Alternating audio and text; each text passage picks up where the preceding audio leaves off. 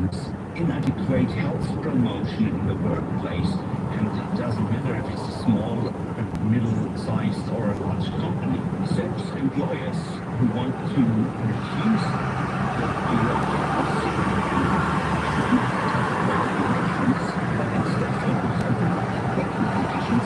Firmly, we see how general makes it very less generous. It certainly would be very unpopular among the workforce, but in a struggling economy, what changes could the government make? Here's Nicholas Seabright again. There's no doubt that general assisting is difficult, especially because of times like now, we have a big shortage of workers already, and you can imagine if we push me to, let's say, 30 days vacation, to get a contract, that is a huge burden to the companies and the consumers and the services delivered. So I do believe we need to think differently and have more innovation. One thing we can have is competency, successfully. It's really a think what we don't say for competency. Now, when you think about it, there are a lot of cases where maybe the work 4 hours instead of 8, and it could help us tremendously if we could just develop a from 900 million economy from 4 to 20. When you think about cases like back pain that can have a lot of 4 hours, the mental issues that have tripled in the last 25 years in Germany, you may be able to work 4 hours, but then the mental capacity is down to 4 hours per country. For those cases, This isn't an idea I agrees with. A fair regulation put employees under, as I think, an additional pressure to work despite illness. To me, it's absolutely not clear how the distinction should be made between being fit for work, being not fit for work, being part-time fit for work. Part-time working despite illness is already happening in practice, especially among those people who work from home.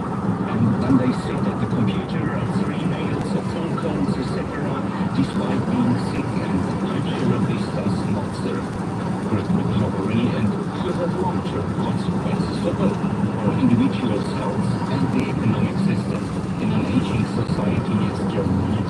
It seems that there is no clear answer on how to reduce the number of sick days taken in Germany. Some would argue that you don't need to, and that a generous sick pay policy allows employees the time they need to properly recover without being pressured to come back to work and earn money. Either way, there's no doubt that the German economy is struggling, and we'll have to wait and see what the new government does to try and turn things around. How does it work for you if you need to take time off work? Get in touch and let us know by emailing businessdaily@bbc.co.uk.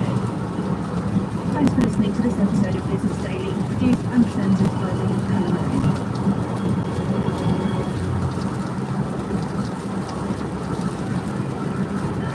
Welcome, gamers. Ready to level up your gaming skills? It's time to press on with AZruL SWeeT.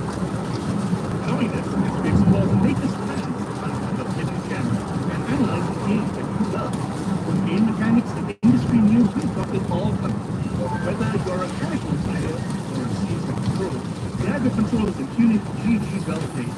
Join us every Monday at 8 p.m. as we embark on the journey together. Only on BFM 89.9. Barely feasible monetization. BFM 89.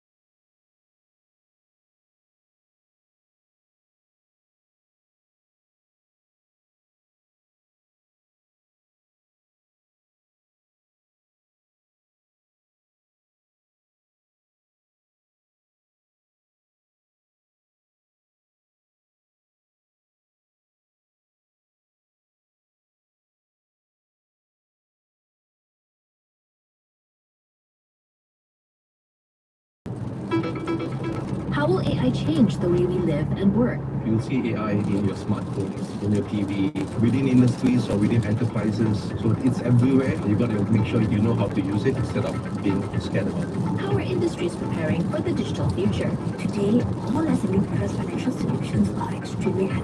There's nothing that's end-to-end digital, so nobody can own it. And typically, it takes 3 days to up to 1 get an account open. So we offer up to this group of micro entrepreneurs and micro SMEs this complete digital experience. We explore the impact of AI and digitalization on the Breakfast Grill weekdays at 8 a.m. Business fueling minds. The Breakfast Grill with You About Biz, Malaysia's #1 5G network. 5G makes business sense. The news on BFM 89.9. Here are the main stories at 8 p.m. Swimming Plaza in Bukit Bintang is temporarily closed after a person fell to their death from this morning. According to China press, the victims are known.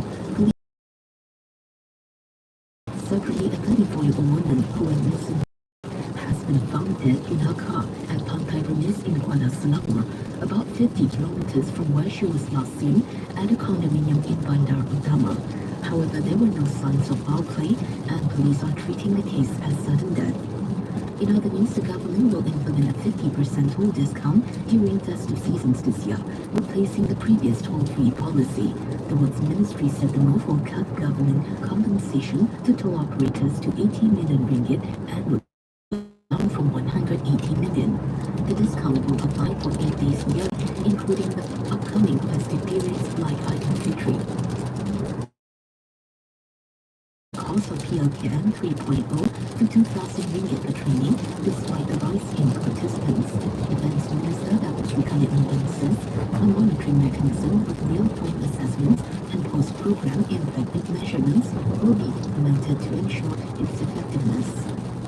PLKN 1 bulan kosong, kos tahunannya 565 juta. 2 bulan kosong, kos tahunannya 361 juta. Dan bagi PLKN 3 bulan kosong, kos tahunannya 200 juta ringgit. Tetapi melibatkan peserta melebihi 100,000 kos per pelatih. Jika PLKN 1 bulan kosong, 7,400 orang. PLKN 2 bulan kosong, 18,000. Dr. Sri Anwar Ibrahim has clarified the upcoming electricity tariff hike will only affect industrial users and the ultra-rich, denying claims it could lead to higher business costs and inflation. The Prime Minister adds that 85% of the population will not be impacted by the increase. Kalau kita berupaya nak tambah bukan untuk sekolah, untuk hospital, dari mana wang? Jadi kita kena terima kenyataan kenaikan tarif yang bersama. Kita tidak akan berlangsung, kita terpaksa naikkan. Apa yang disebut oleh TNB secara umum, itu kita dah tahu. Naikkan harga elektrik untuk industri akan berlaku mengikut kaedah ICPT mulai Julai. Putrajaya has no plans to amend the Whistleblower Act to provide protection for those who expose matters publicly, but is considering changes to strengthen it. The proposed amendments include a standard reward scale and physical protection under the Witness Protection Act. Law Minister Dr. Sri Hasanuddin Osman also revealed plans to form a task force to move towards a centralized agency for whistleblower protection.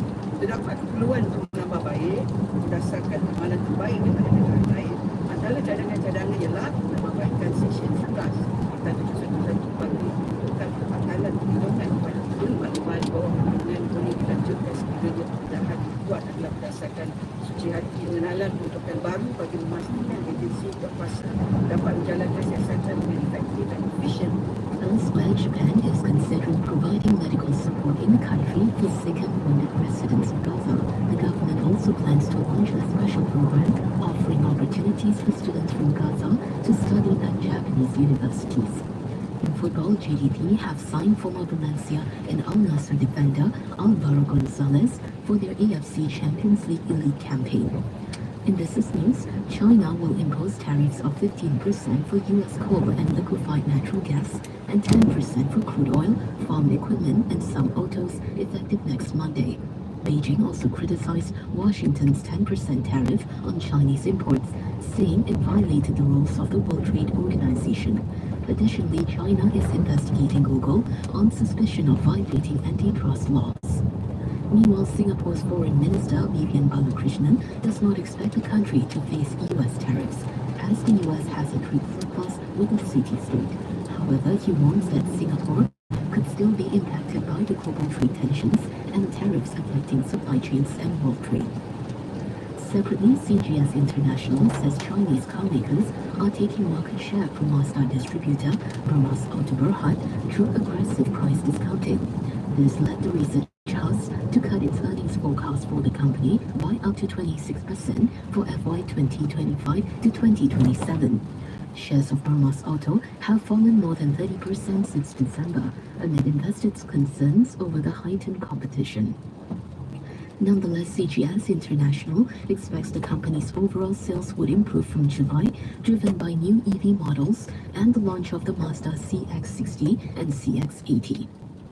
Elsewhere, Switzerland's largest lender, UBS, posted a net income of $770 million for the fourth quarter in 2024, surpassing forecasts. The bank announced a $3 billion share buyback program for 2025, higher than expected. In markets, the FBMK LCI closed up 0.7% at 1,565 points. In Asian markets, Singapore's ST fell 0.1%, while Hong Kong's Hang Seng ended 2.8% higher. The BFM traffic report. The next is slow-moving from Bukit Jalil to Kuchai Lama due to an accident blocking the right lane. On the SKDE, a stalled car after IOI Resort City is causing a jam from Unit 10 to I Hitang. I'm Nadi Ram. You're now up to date on BFM 89.9, the business station. Hi there, I'm Najman, the guy behind the BFM app. I've toiled away for years to make it ridiculously easy for you to listen to your favorite shows anytime, anywhere. Seriously, I spend so much time on this app. I've forgotten how my cats look like. I think they might be bigger now. So do me a favor and download the BFM app. Set me free from the